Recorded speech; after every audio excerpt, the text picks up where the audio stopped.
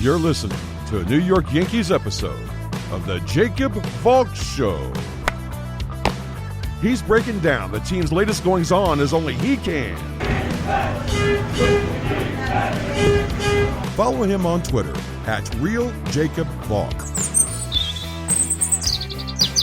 Here he is, Jacob Valk. Hello,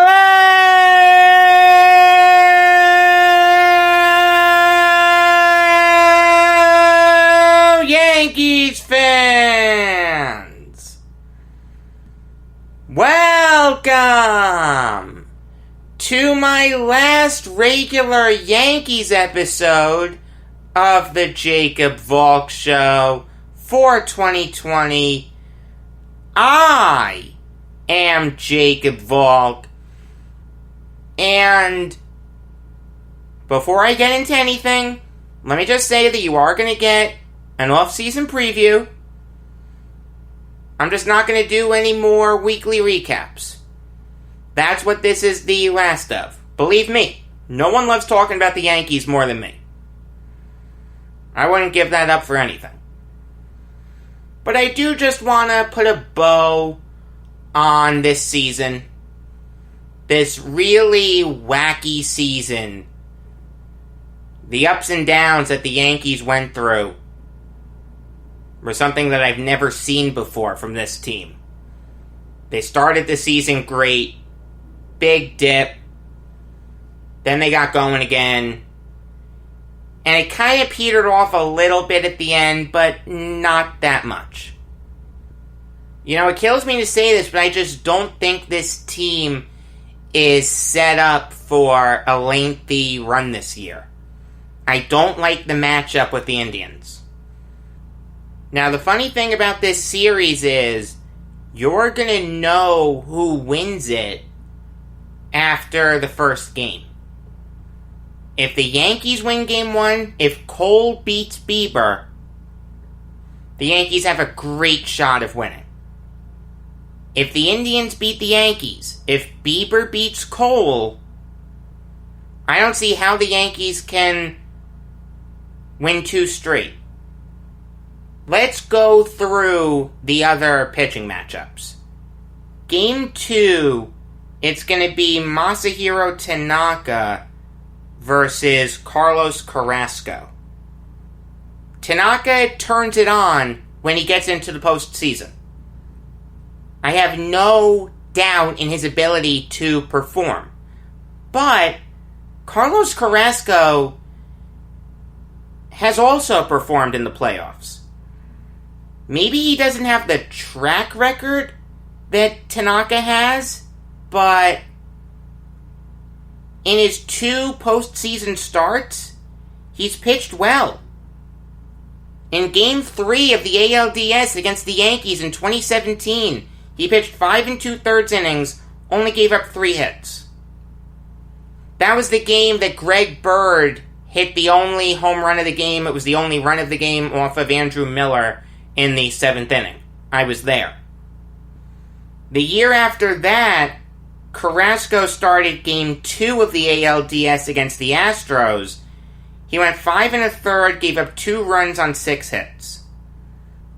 So while it's not the greatest performance I've ever seen, it's not bad. Carrasco's going to be tough for the Yankees to beat. It's not impossible, it's just going to be a tall mountain to climb. And Game 3, it's most likely going to be J Happ. He's earned that right. As low as I am on Happ, you can't not start him based on the year he had. You know, if he turns it on this postseason and looks like the second coming of Whitey Ford, maybe he can earn another contract. But he has to earn that right. He hasn't earned it yet. And Happ has not been a good pitcher in the postseason for the Yankees. Got shelled against the Red Sox. It was his one job when the Yankees traded for him. Beat the Red Sox. And he failed. The Indians are going to throw Zach Plesac out there. That is official. Happ isn't. but Plesac is. Having said that, though, it can change. But as it stands right now, it's looking like Plesac versus Happ. The Indians have that. Zach Plesac is a million times better than J. Happ. He had the stupidity with the coronavirus, but you know what? At the end of the day, he's allowed a mistake. He's still a great young pitcher. This is going to be a really tough series for the Yankees. I don't think they're going to win it. I said that on today's episode of the Jacob Valk Show. I said Indians in 3.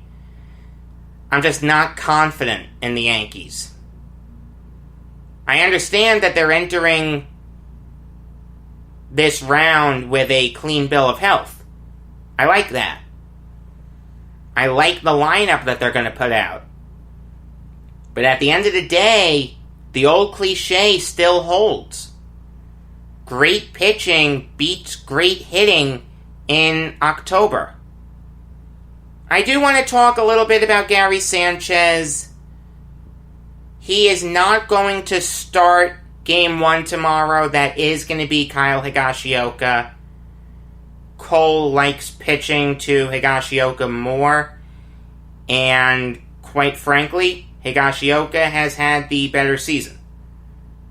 Now, that's not to say that Higashioka is Yogi Berra, but he's been better than Sanchez. Higashioka has hit .250 with 4 home runs and 10 RBIs. Sanchez finished the season hitting .147. 10 homers, 24 RBIs.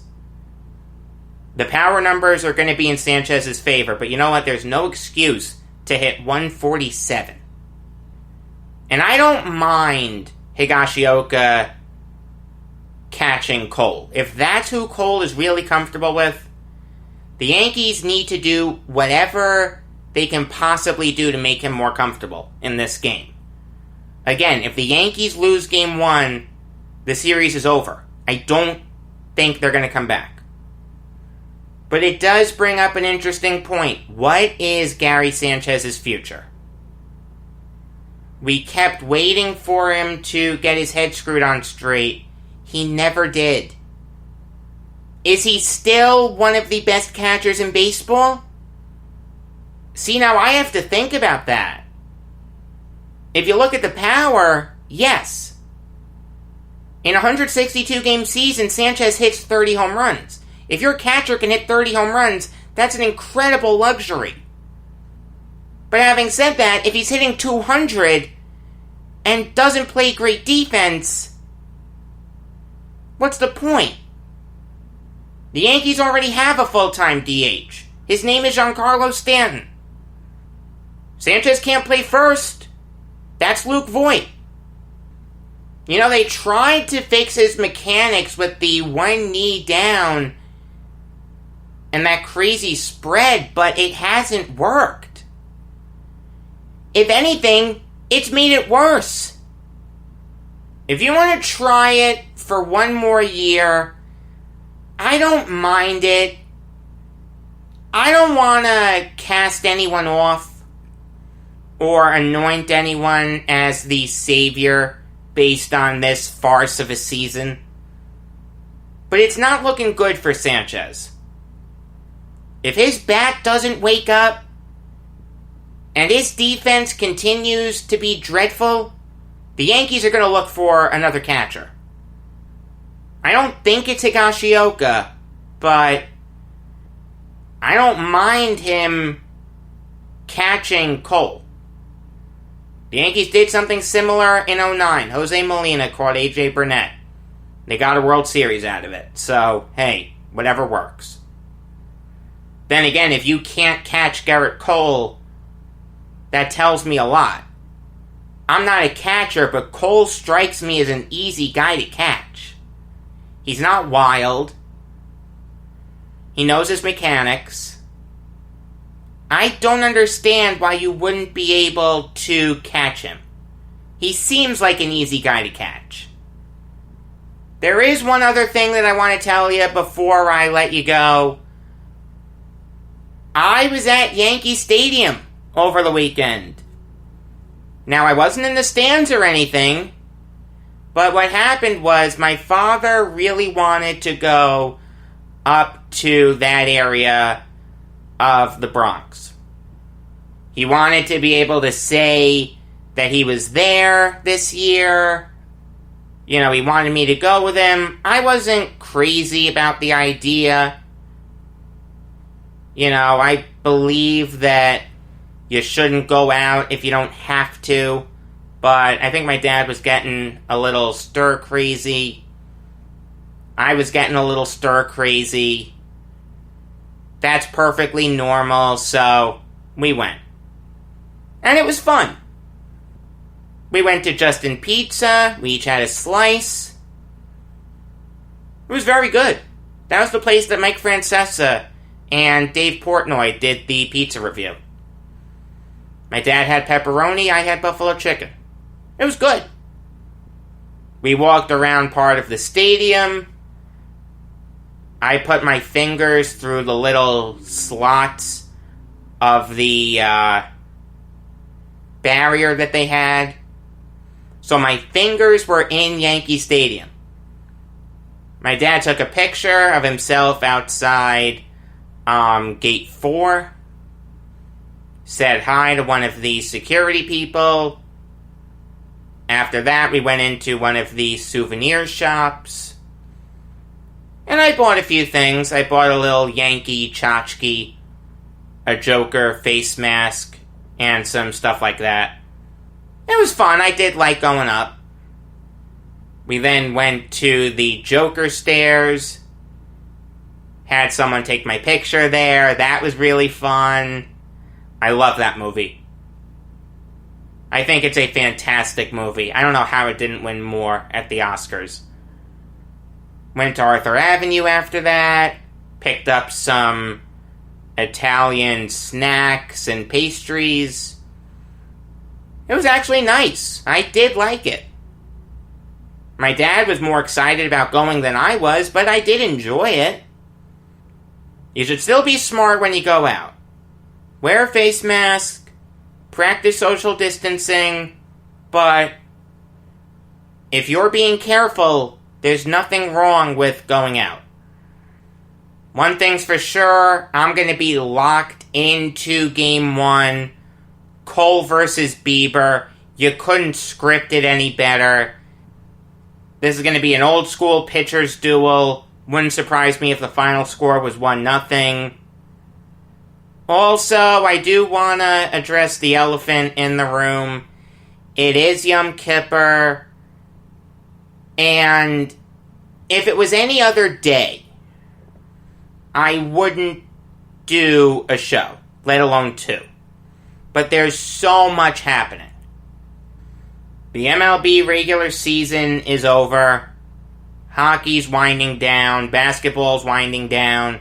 Football's kicking into high gear. College football's kicking into high gear. All the FBS conferences are going to have a season. Whether it's shortened or not, they're going to have a season. So look, if it was any other day, I wouldn't do this, but I couldn't not do it. I knew this was going to be a busy Monday. Hopefully God will forgive me. I truly believe that God is a sports fan, and there are sports gods. I'm not saying that there is a God above the Lord by God. There isn't. But I do believe that he delegated some people up there in that big cloud in the sky to watch over individual sports and help some teams out that really need it. Hopefully the Yankees are going to be blessed like that. Or not. There's a part of me that doesn't want a World Series win on their ledger. It's going to have an asterisk. So, hey, whatever happens this year is gravy. Regular episode of the Jacob Valk Show comes your way tomorrow and every weekday afternoon. Until next time, I am Jacob Valk saying, that if a tie is like kissing your sister, losing is like kissing your grandmother with her teeth out.